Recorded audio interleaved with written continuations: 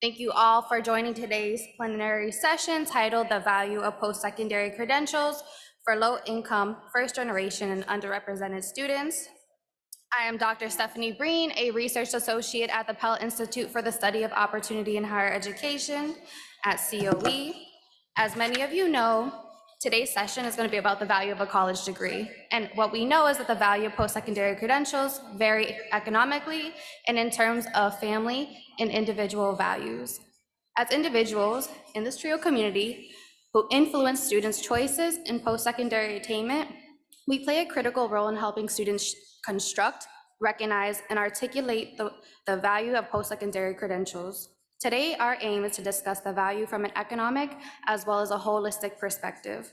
With me to act as the facilitator for today's session, at my immediate left, your immediate right, is Dr. Terry Vaughn III, the Vice President of Research and the Director of the Pell Institute.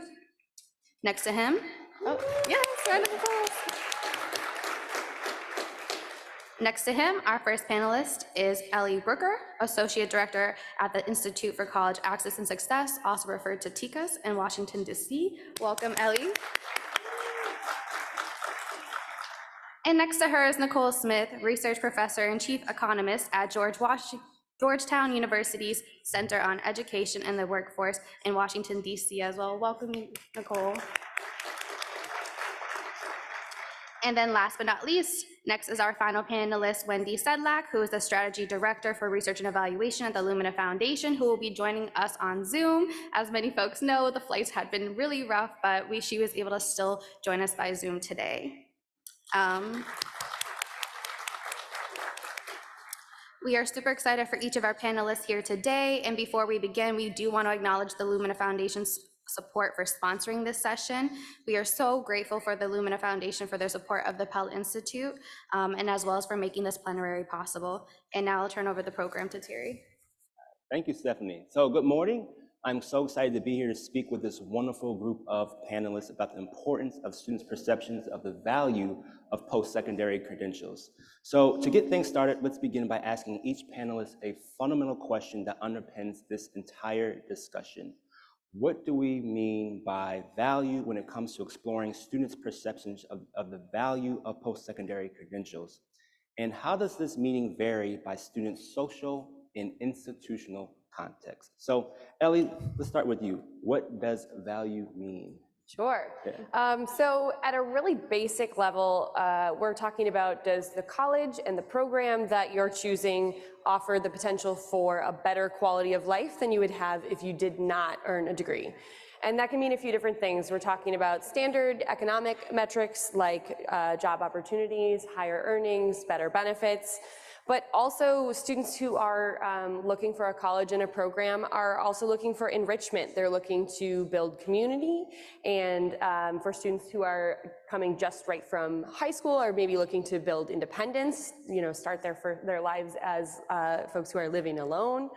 But we have to frame, I think, all of those sorts of outcomes. If we're thinking about value, we have to frame them in the right context, right? So the benefit of higher earnings from a degree, we have to think about that less the cost, right? So the impact of me earning an additional $20,000 a year with my college degree, more than I would if I didn't have it, means a little bit less when I think about having to borrow $25,000, $30,000 in student loans to pay for that degree. So we have to kind of put it in that context. I think also in terms of, especially when we're thinking about programs, we have to think about, do students actually all have equitable access to the same programs? We know that some fields maybe offer a higher earnings potential than others. Do all students actually have the same access to choose those programs?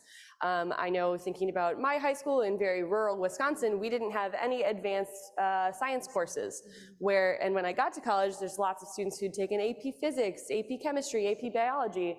A science degree was much more accessible to them than it felt to me as a student. And so I think when we're talking about students choosing a program based on its value, we have to acknowledge that they don't all have the exact same set of choices. And I think kind of related to that too, we know that students often don't travel very far from home to choose the college that they're going to go to. And so do they have an equitable set of choices in the area that they live?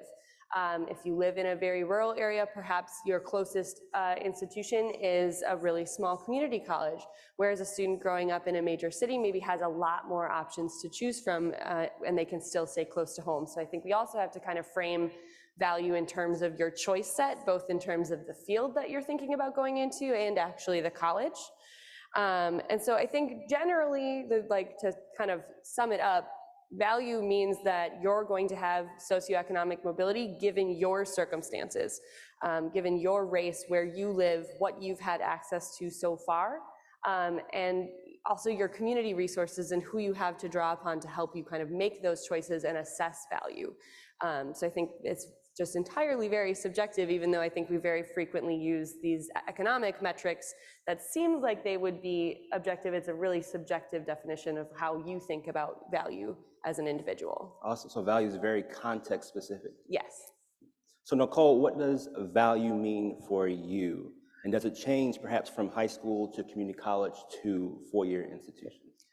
So good morning, everyone. Thank you so much for inviting me to this meeting to discuss one of my topics that I spend a lot of time researching as well.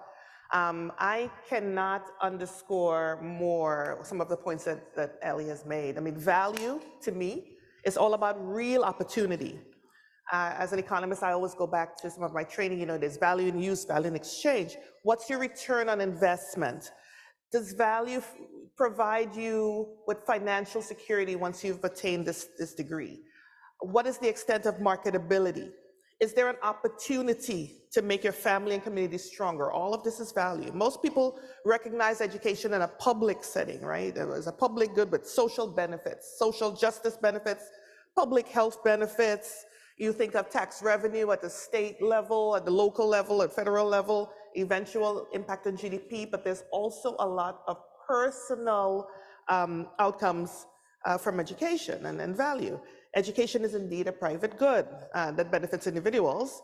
And so the second part of the question, in the aggregate, we recognize that there's a hierarchical relationship between attainment and return. So depending on how much you attain, whether you have an associate's degree, a bachelor's degree, a graduate degree, you're going to get more and more education as well. But your return on investment, which is the net present value over a certain amount of time, maybe 40 years, it differs. It can differ by institution. And ROI, I like for us to discuss ROI because it gives you a neutral comparison metric, especially with college tuition, in some places up to $65,000 per year for some locations. Knowledge of your ROI allows you to have a clearer image of what your investment is. What you take matters, where you take it shouldn't matter, but it does. And as Ali was saying, there's still some locations that don't offer AP courses. 35% of recent college grads have taken at least one AP course. It means that 65% didn't. And there's still stark differences that exist by race, ethnicity, family income, geography, which really makes it difficult for everyone to talk fairly and openly about equity and opportunity for all. Thank you, Nicole. So again, context is important, but also with ROI, we have to keep that in mind as well. So Wendy is coming in from Zoom. So Wendy, how about you? Yeah, thank you. Thank you to all of you for being here today, and my apologies again that I can't be there in person. I think, I'm going to reiterate and underscore a lot of what the other panelists have said this morning. I think we're often short-sighted in how we think about the value of higher ed. It goes beyond the financial ROI and labor market outcomes, and we need to be more holistic in how we're thinking about it, much like students are as they're thinking about, why they want to go to college. There's, of course, a desire to be successful in, one's career and for career advancement, developing skills, and supporting yourself and your family. But it goes beyond that. I think, we've had some research. I was reflecting on this panel and thinking back on some other research that we commissioned really around the motivations around why students choose to enroll or re-enroll in college, focusing on Black, Native American, and Hispanic students. And many of those motivations mirror the conversations that we're having today about the value of higher ed. And the research shows that there's often these sort of internal factors or these intrinsic factors that that others were speaking about in terms of sort of personal determination and learning and a drive to sort of achieve one's goals, as well as community reasons, right? Where folks are interested in helping sort of support future generations or contributing to their community as key motivators. So we need to be thinking about value both in terms of the individual, but also in terms of family, in terms of community, and the broader sort of social good that comes along with it. And I'll say, recently we've also had some additional research that we commissioned that shows, much to what Nicole was talking about, education is positively correlated with higher income, better health status, better well-being, increased likelihood to do work that fits with sort of one's natural talents, increased civic participation, including voting, giving back to your community, and the like. So, all of these pieces are important to think about and thinking about more holistically. And then I would say, importantly, though, there's also been research that shows there's differences, as folks were talking about, by race, ethnicity, first generation status. Those who are Black or Latino, as well as first gen, are less likely than their white counterparts to feel that their education was worth the cost or help them achieve the goals that they were interested in pursuing. And this has a lot to do with what Ellie was talking about in terms of where folks start and the opportunities that they have at the outset. So all this to say that, I think many Americans still do see the value of higher education, but higher ed remains an inequitable system, particularly for those who identify as low income, first gen, and racially minoritized students. And we collectively need to do better to deliver on the opportunity that a post-secondary credential provides for all. Oh, thank you. So we can hear some key themes: holistic, context. So with our understanding of value, particularly from a holistic perspective, we all recognize then that there are different aspects of value that we must be mindful of when thinking about students. So my next question is, within the context of your current projects at your organization, what are the biggest concerns or opportunities you're hearing from students regarding value? So Nicole, particularly with your focus on economics and student debt, what are some of the biggest concerns or opportunities we should focus on?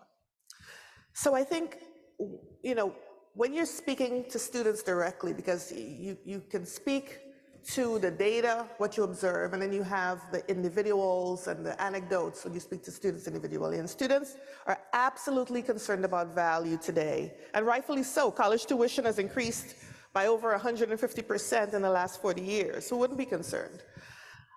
Student loan debt is now $28,000 on average, and just under 1.8 trillion with a T in the aggregate.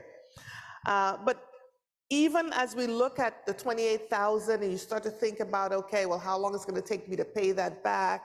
Not all debt is allotted equally. Black students owe $52,000 in student loan debt on average. And that's about 45% allotted to grad school. So once you divide students by different demographies, once you look at race, ethnicities, once you look at location, where you're from, the structure of student loan debt differs.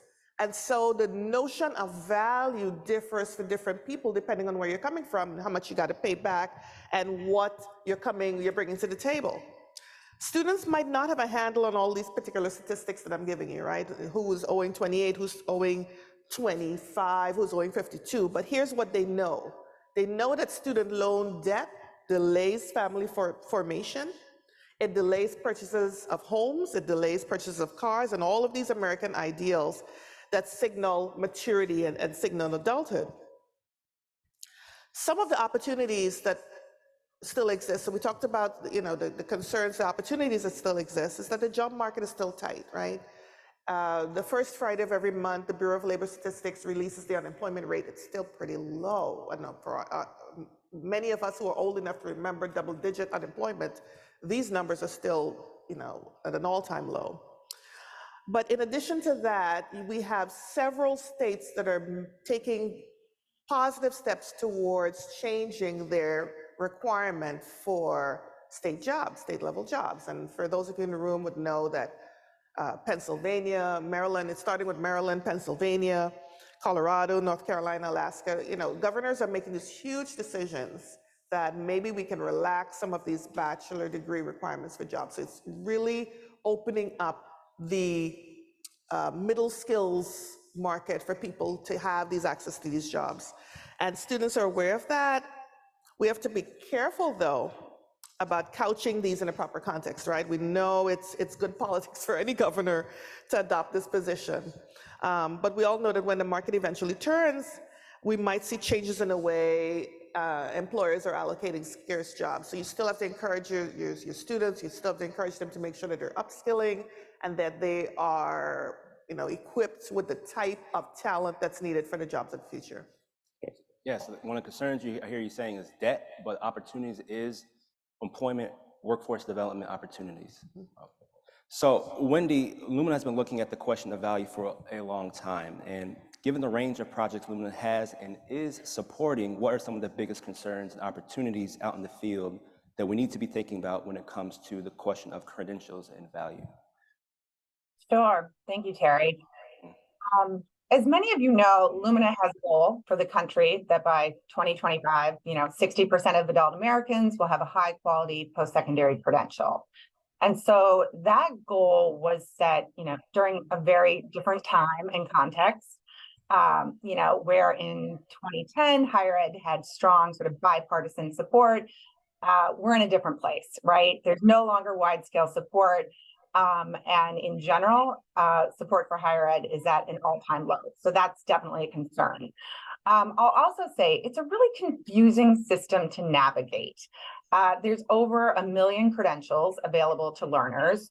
My own daughter, who's in high school, is starting to think about where she might go to college and navigating both the programs, the credentials, not to mention the number of institutions and the variation in those institutions. It's a lot to try to distill and figure out, even for folks who are working in the higher ed space. Third, I would say, to Nicole's point, and she's got all the good rich data, so I won't even go there, but higher ed is more expensive than it's ever been before. Among student borrowers who opened loans between 2010 and 2019, more than half now owe more than they originally borrowed. So we also know that when controlling for level of education, earnings disparities by race remain even among when individuals have the same level of education.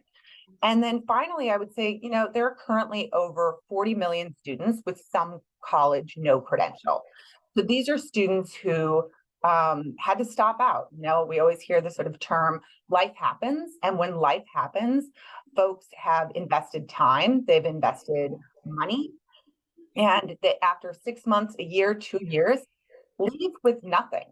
And that's a problem.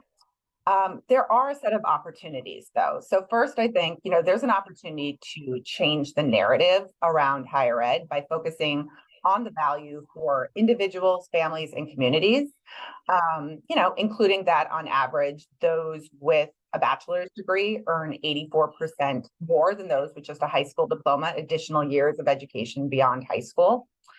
So I think we need to get more on the offensive rather than being on the defense and really get that narrative out there. Additionally, I would say there's an opportunity to collect and share data on credential quality so that we can help to promote high quality credentials that lead to a good job. And at the same time, remove really low quality programs from the books. In particular, Americans need very clear and reliable information about their educational options. I mentioned there are over 1 million unique credentials issued in the US, and there's more than 50,000 training providers and community colleges that offer credentials. So we need to figure out a system and an opportunity to really collect and share that data on credential quality. And related to this, there's an opportunity to better connect Black, Latino, and Native American students, both with pathways that lead to higher paying jobs, but also to employers who are working and hiring in those fields. And then finally, I would say there's an opportunity to widely implement credit for prior learning practices, and to take on more of a credential as you go or incremental credential kind of experience for folks, such that when they come in with learning that comes from outside of academia, in terms of from employers, from the military, that we are honoring those skills and competencies, and more readily getting folks on a pathway to success in completing a credential. And then also in terms of providing incremental credentialing along the way, especially if those credentials are high quality and valued within the workplace. If students do have to stop out for some reason or another, they're taking something with them after the investment that they've made. So opportunities, lots of credentials, but one of the concerns is making sure that we're helping students select the right one for themselves and their families. So Ellie, I know the work at TICAS focuses heavily on how race and ethnicity impacts students' post-secondary experience. So for you, what are some of the biggest concerns and opportunities we should be thinking about in terms of supporting students? Yeah, so I think primarily just we need to acknowledge the fact that the value of the same college, the same program is not going to be the same for two different students. So two equally qualified students who put in the same effort are going to have different outcomes. Even two students who get the same job are going to have a different value because of cost. So like Nicole was talking about earlier, return on investment, students of color and especially Black students have a lower return and a higher investment.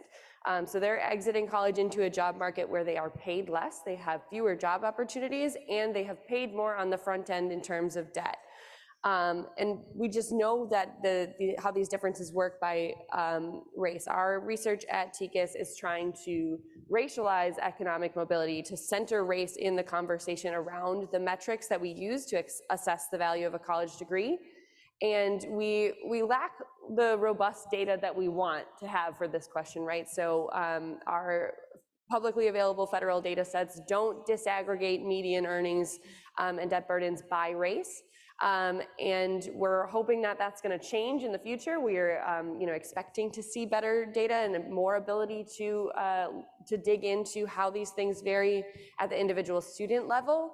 But in the meantime, I think the research community in higher ed has then just kind of shied away from introducing race into that conversation because, well, we don't have perfect data, so we should just not have that conversation. And we at TICAS think that that's the wrong choice to make, that we have ways of trying to get at this. And so what we have done with our work is to compare these outcomes at colleges who serve higher or lower shares of students of color. And that's, again, also in imperfect measure. Again, even a college serving a very small share of students of color may have really wide equitable disparities in terms of different students at their institutions. But at this point, we want to do as much as we can to still center race in the conversation. And what we found is that institutions serving the highest shares of Black students have much lower median earnings, about $8,000 less, which when you're looking at what the median is, we're talking about, that's about a fifth. So institutions serving higher students of colors are producing median earnings that are about 80% of the median earnings at institutions serving the fewest students of color.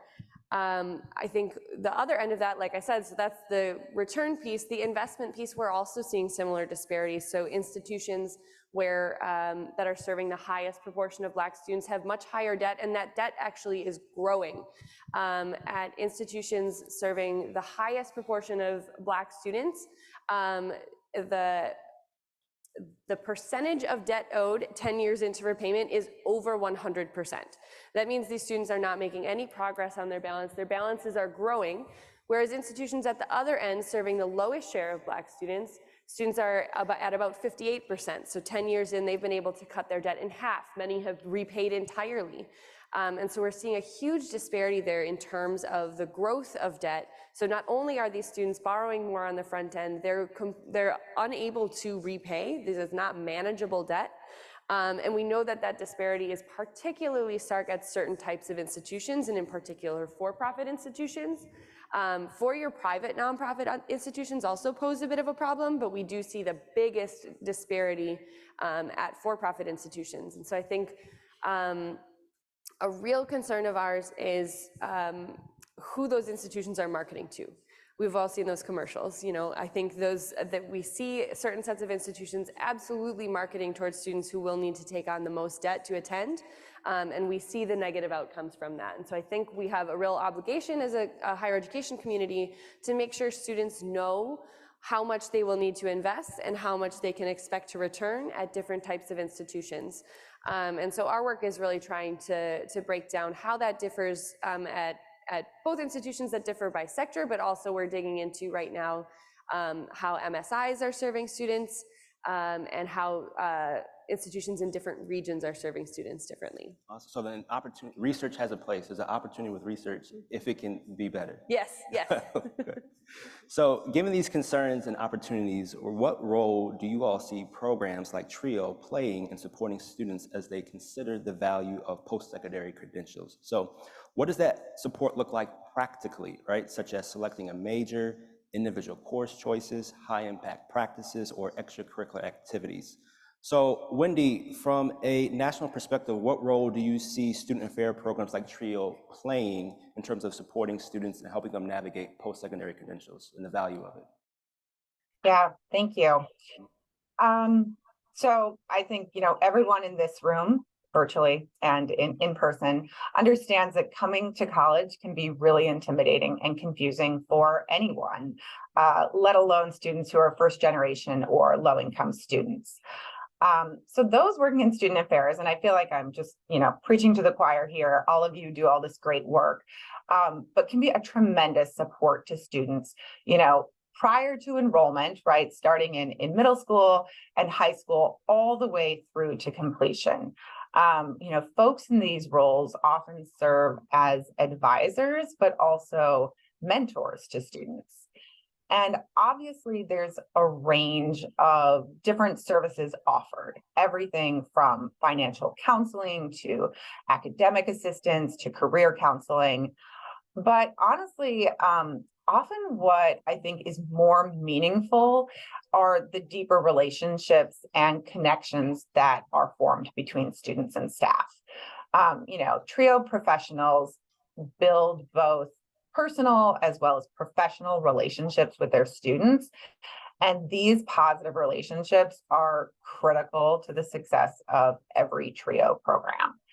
And so I'll just say that we know from the research that a sense of belonging, right? So having students come onto campus and feel like they belong on that campus, that they have other people like them experiencing similar things that they are experiencing, and having access to a person, whether that is a coach, a mentor, an advisor, a navigator, somebody who can help you make sense of a difficult place that's hard to navigate, can help you access sort of support services, help you in terms of your academic pathways, whatever needs that you might have, having that person on a campus really can help students navigate college. And both of those pieces, both belonging and having that person, are key ingredients to student success. We see it over and over again in terms of the research. It is, of course, difficult to both sort of sustain those pieces as well as scale those pieces. But I think there's a real opportunity within the TRIO community, given the sort of support services that all of you provide and the deep relationships that you forge, to be able to be incredibly helpful in this domain. And then I would say, additionally, the benefits of TRIO obviously don't just stop in the classroom. The community that's built within the program really helps students to broaden their horizons, find their place on campus, creating that sense of belongingness that's so critical to student success. So it's really about leveraging those TRIO's ability to have those personal relationships with students, right? Yes. Yes, leverage those relationships.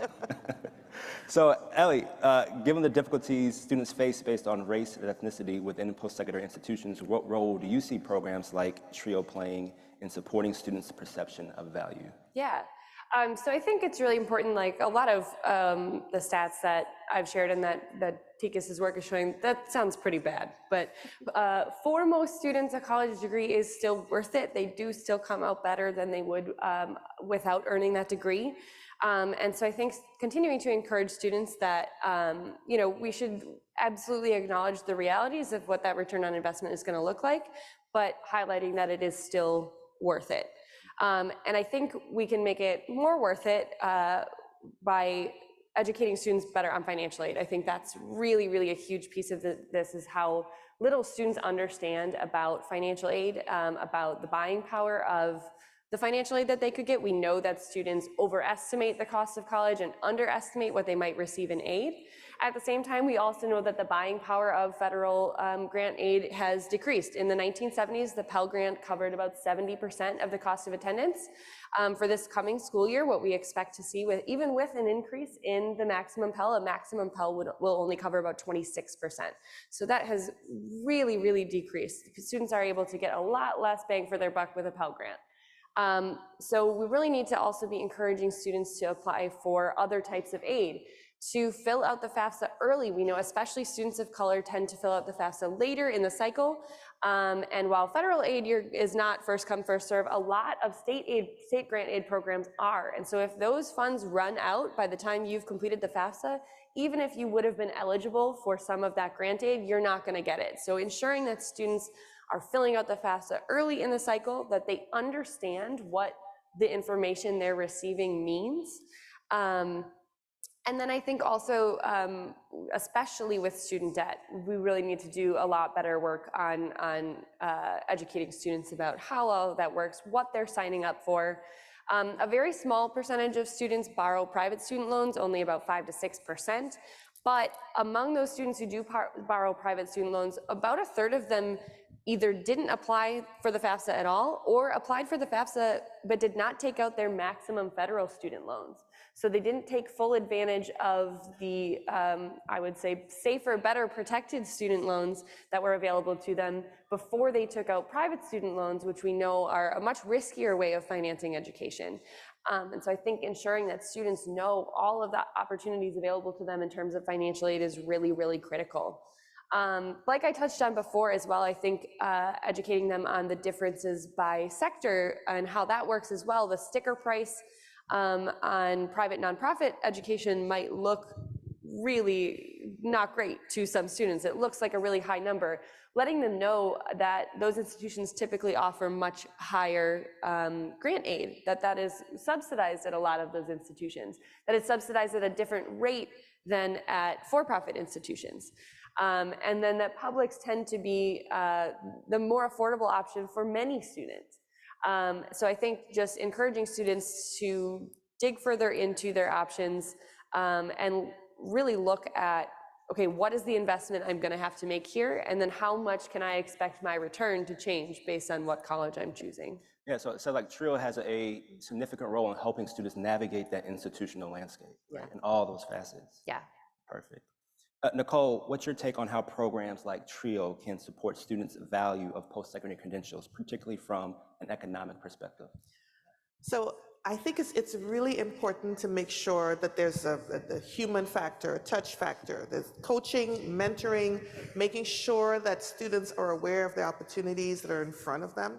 I think especially for first-generation students, it's almost extremely difficult to try to figure out how do we, get through this process. It's very intimidating. I don't know who I should speak to. I don't know if I'm making the right decisions. I think, to Ellie's point about the lack of data, there's a lot of legislation that's coming down the pike that's going to help with that. The College Transparency Act is requiring colleges to submit information on student enrollment, persistence, transfer, completion for all programs and degree levels, disaggregated by demographics, including race, gender, and age. So we have to be able to make this information available. So you're going to know exactly how much these programs pay, what is my expected return for these programs, and what's the career pathway, what's the stepping stone, what's the next thing that I take in order to uplift myself in this particular career. and make the data palatable, right? So just as a part of normal discourse, so there's perfect information or as perfect information as they have going in. Information, however, is insufficient, and I wanted to just be specific about the TRIO demographic, right? We're talking about low income, we're talking about first generation, we're talking about disadvantaged, we're talking about disabled students. There's a report that came out recently that talks about the fact that, you know, for many of these students, education just isn't enough. So even if you have the education, we still faced a job market that's segregated by occupation, a job market that's segregated and offers different opportunities to different people. There are still differences between the hard skills and the soft skills. You might come out with the paper credential, but your look is a particular way, and the way you comport yourself is not necessarily the way that's expected, because we have, you know, these institutional expectations. So we have to make sure that when we provide support for these students, it's all along the way until they get that first good job. I myself have worked with several reports on working learners or learning earners, or all these things. And one of the things that, you know, students spoke about the most that really helped them was just had access to short-term loans, even for life, for things that happen, particularly students who are you know, living a little bit on the edge and might have some greater amount of difficulty making payments for basic things like rent and food and car loans. So we have to make sure that we're supporting the student holistically. And completion should never be the only goal. Completion is just the first step. We have to think about placement, we have to think about securing and maintaining a good job for these students once they're done. Yeah, so it's also not just about helping the students walk that path, but one thing I want to highlight you said is transparency about the process as well. So that can also influence how they are selecting and valuing credentials. Beautiful.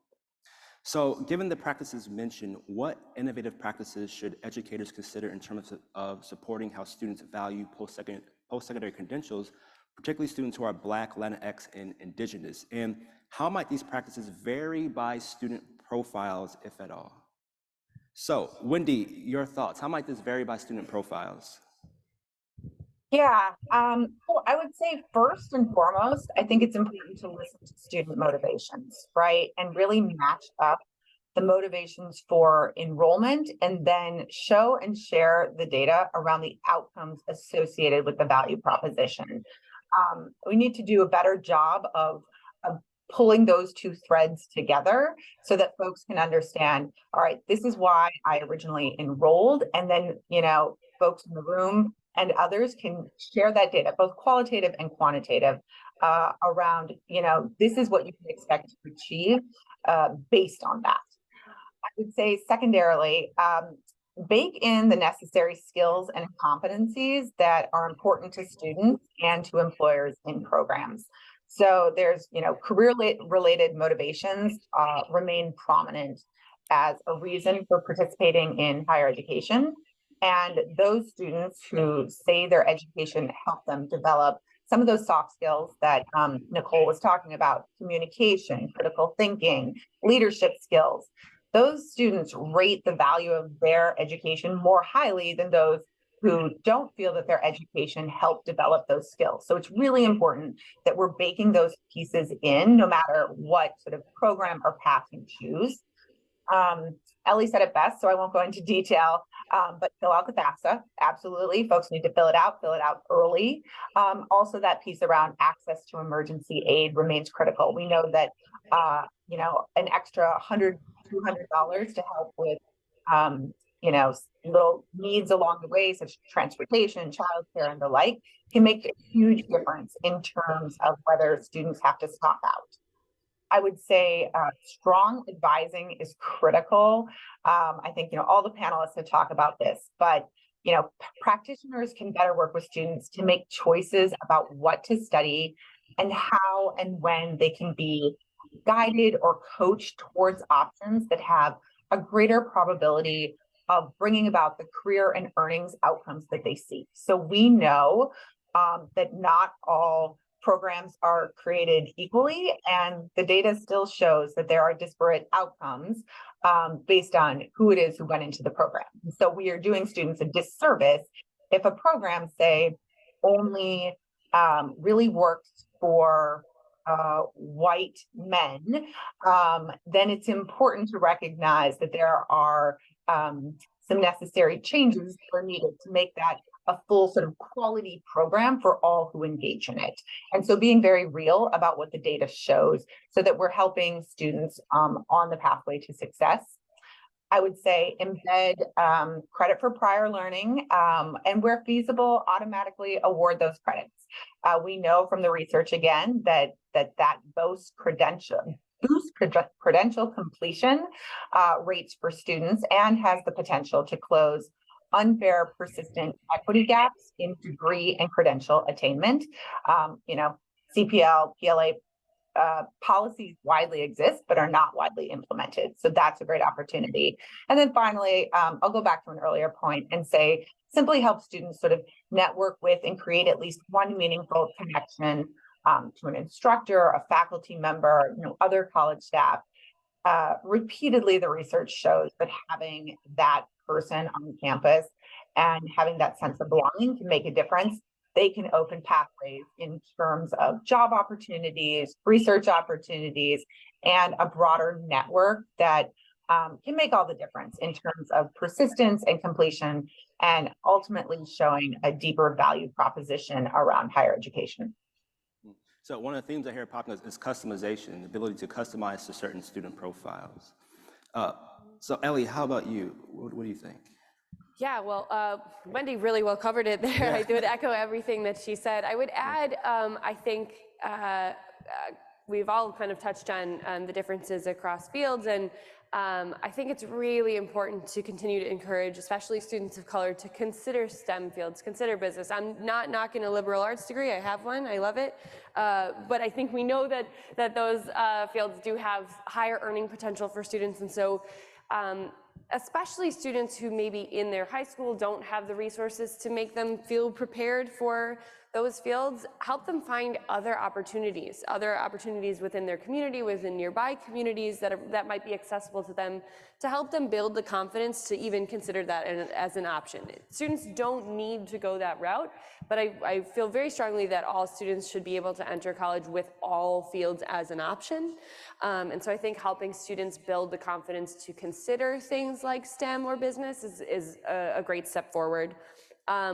I think in addition to the front-end financial aid sorts of pieces that we need to make sure students know, for students who we know are going to borrow, making sure that very early on they know about income-driven repayment programs offered by the federal government, the different protections afforded to federal loans, public service loan forgiveness. These are all things that I think very, very few students know coming into college, few know exiting college. And so the earlier we can make students aware of those kinds of resources when they get to repayment, the better. Students can be planning for that. And I think that that's really critical as well. But yeah, mostly I would echo everything that Wendy said. Yeah, so it's similar theme of customizing towards students' assets and needs as well. Yes. Perfect.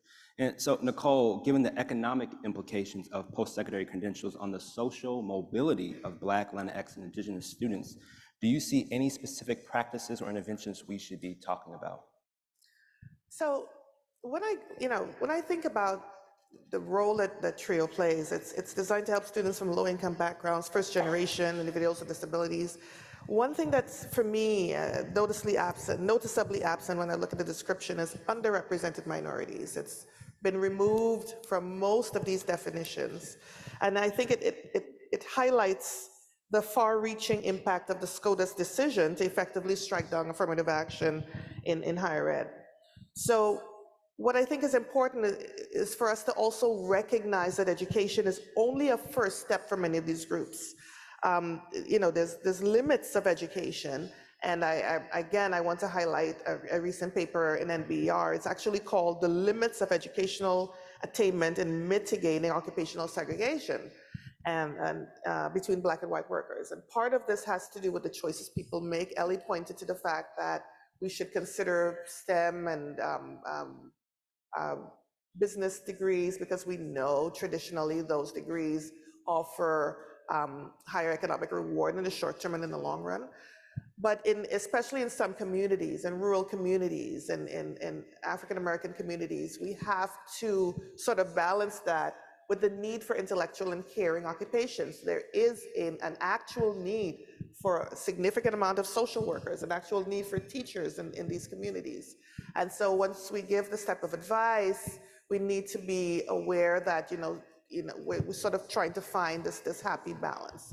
Not only are we telling people that individually you can succeed if you were to pursue a certain type of major, but your community might also succeed if you were to pursue something else. So I think when we counsel these students, we have to let them know, there are sacrifices that are being made, and we have to let them know about the potential returns and the cost.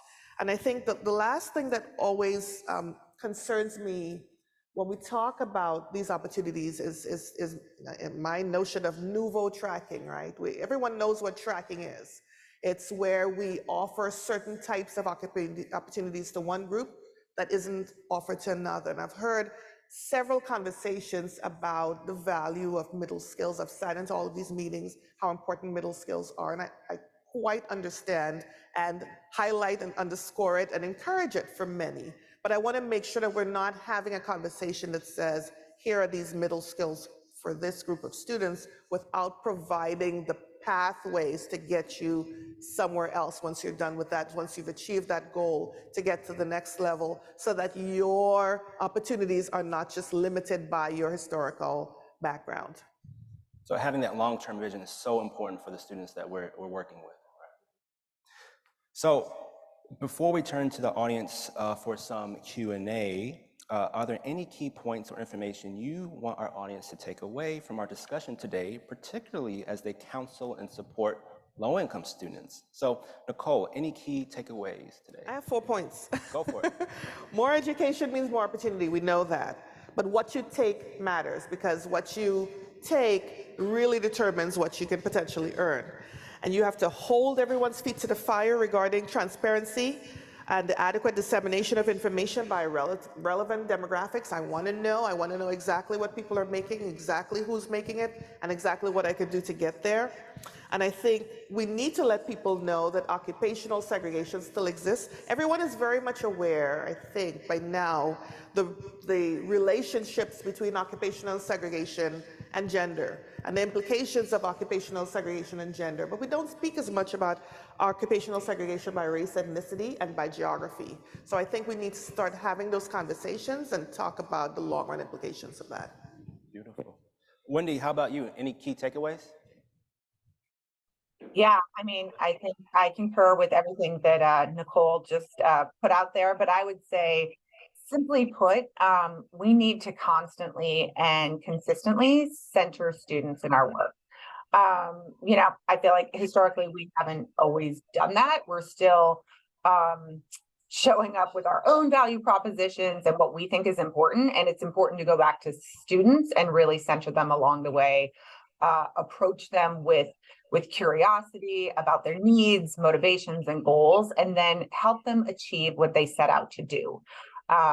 With strong advising and counseling and the like along the way. And I think in doing so, we can ultimately begin to create a more equitable system, and they too will become advocates for a system of higher ed that better reflects the diversity and needs of all learners. So Ellie, final thoughts? All right. I think most of all, I think it's just really critical that we center race in all of these conversations. Income is not a proxy for race. For way too long in higher education research and in higher education generally, we have tried to use that as a proxy, and that's not good enough. I think we absolutely have to center race in that conversation. We have to talk about the racial wealth gap. We have to talk about discrimination and racism in the labor market. I think also we have to acknowledge that these problems require much, much bigger change. These are system-wide changes. Educators, TRIO folks, even colleges cannot control always, as much as we would like to. We can't control how much students will have to borrow. We can't control what they're going to make in the labor market.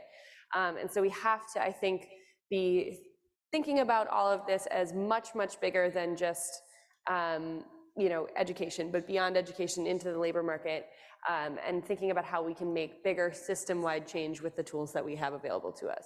Structural change. Yes. There we go. So great. At this time, we'll take a few questions from the audience. So before asking questions, please step up to the microphone and identify yourself and your institution. So do we have any questions for our awesome panelists today? Good morning. This is Ray Cordero at Texas State University. And I just want to know what your thoughts are. We see a lot of state legislation right now that is really attacking DE&I work. And this, we know that TRIO programs are educational access programs. And so I don't know if my colleagues in the room may agree. You may be wondering how to address these issues and have these conversations when your institution is going through certain transformations, shall we say, or trying to understand how to pivot with state legislation. Who wants to go for that? Well, I'm going to take a shot at that. There's no easy answer, as you know, because now, we have legislation that specifically almost makes conversation about DEI a bad word. You can't say that anymore. So people are finding creative ways to couch that conversation so that we can still make sure we try to have as much inclusion as possible. But you have to be bold because, when you think of the SCOTUS decision, there were so many amicus briefs by states and other institutions that demonstrated that holding, being race blind doesn't work. When you hold the race blind admissions, Black populations decline substantially in Michigan and substantially in California. So we know that this happens. So we have to really challenge the system at every point and make sure that we hold ourselves accountable to get those numbers that we need.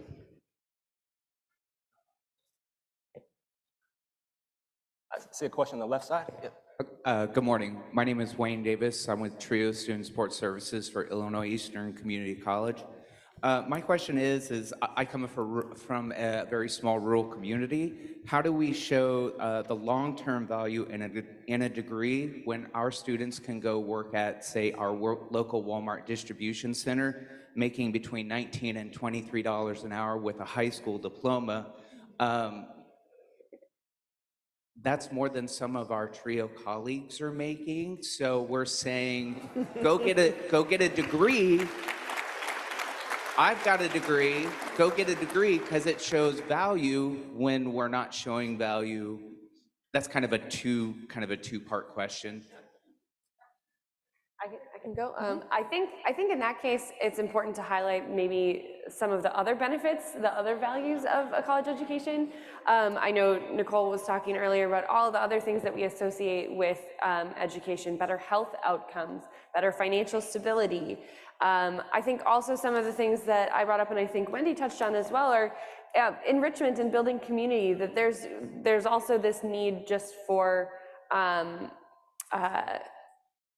self-improvement. I think there's more to a college degree than sort of the economic outcomes. We talk about those by themselves, but I think we have to kind of situate that in all of the other things that you get out of a college education. But I think that's a really hard conversation to have. I think we have research that points to over your lifetime, you will definitely be better off financially. You will earn more over your lifetime with a college degree, but that's hard to tell a young student who's looking at right now, I have this opportunity to make more money, and the opportunity cost of that is very real. And so, yeah, I think that's a very hard conversation to have. I would agree. Well, time for one last quick question. Yeah. Great. Good morning. I'm Catherine Millett from ETS. You've touched on several really important issues, and one that I'd like to ask you to come back to is how do we encourage more students to go into the teaching profession? It's at a crisis level, and I want to go back to one thing that was said, that we need an individual to talk to students about their futures. And the research says that it's when someone like you says, you can, go, I'll help you. But we've heard so many things that are pushing students away from that. Their student debt load, the salaries that, again, as my colleague just said, would not attract you to come to the profession. So what are your thoughts about what we, all of us here, can do to change that tide? Because we've gone away from it, and I will go back to another point too. We've so pushed STEM, which is great. I'm an advocate for that, but we've almost maybe done it at the peril of teaching. So how do we invigorate a love for teaching and get some of our students to go there? Thank you very much. It was a quick response for a big question. So I will say, put your money where your mouth is. If teachers are so valuable, you need to compensate teachers, the way they are, the way they're working. And this is something that can be done. I mean, I can see, to Ellie's point about not just giving you the financial value as well. There's other benefits to being a teacher. If you are going to purchase your home, you have access to different types of loans.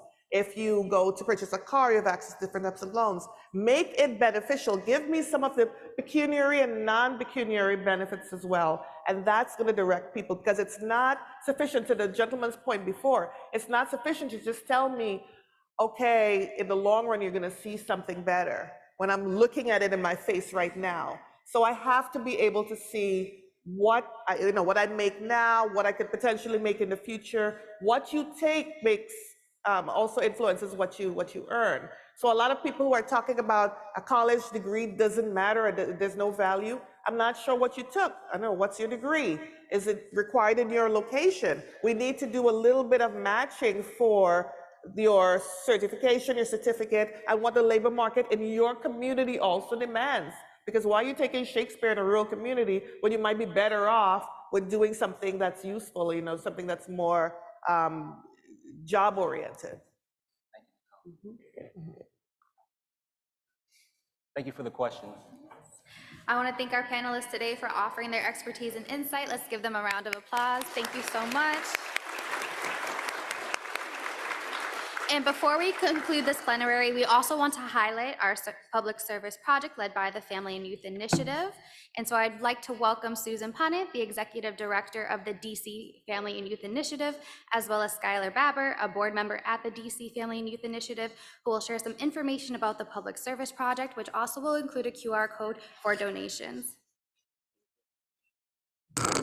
Thank you so much. We are really delighted to be here, and very grateful to the council for including us as your public service project this year. There is a link, I believe, on the app and elsewhere. You have information that if you would like to donate toward the teens we serve, you can do it there. We are a small DC area nonprofit that works with teens in foster care. We've got some slides up here that'll give you some basic information, but I'm going to turn over our short 5 minutes to Skylar so he can talk about really the tie-in of what we do of connecting teens who are in foster care with caring adults. We started out as an adoption program. We're a mentoring program. We didn't intend to be in education and housing and all sorts of other things, but once you create family with young people, as with any kind of family, you get into all of these other issues, and you have to support them to ensure they're successful. And one of the things about young people in foster care, and actually they could run the slides if they want, young people who stay in foster care till they age out at 21, 18 in some places, face a very difficult challenge in that transition, and one piece where they really struggle is in education. So I'm going to turn it over to Skylar, who is both on our board and also used to work in TRIO. So Skylar.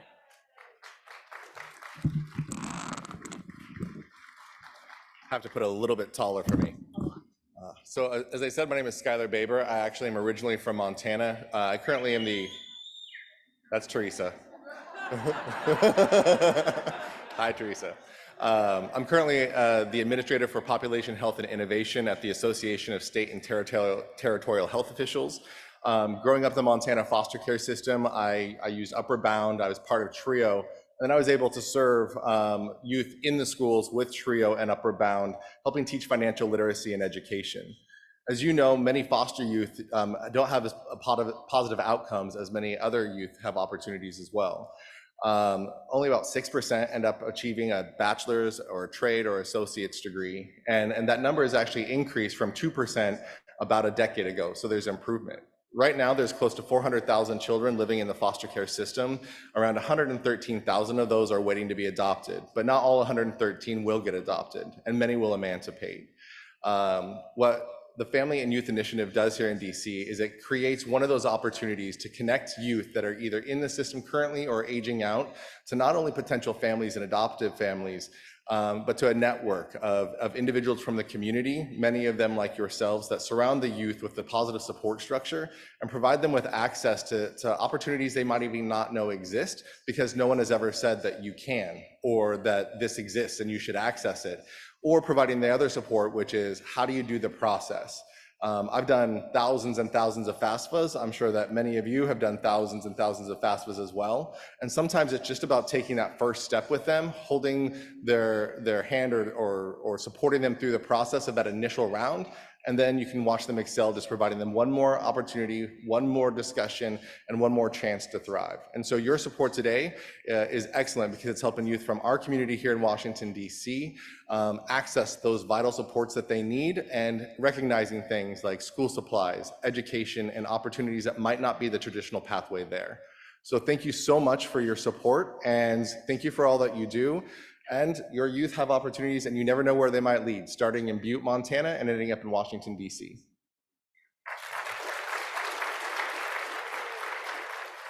I want to thank Susan and Skylar for sharing about the public service project, especially being in DC. It's really great to hear from them. Do please consider donating books that will be given to youth as birthday gifts, or even gift cards that youth can use for work clothes, groceries, and items even for their first apartments.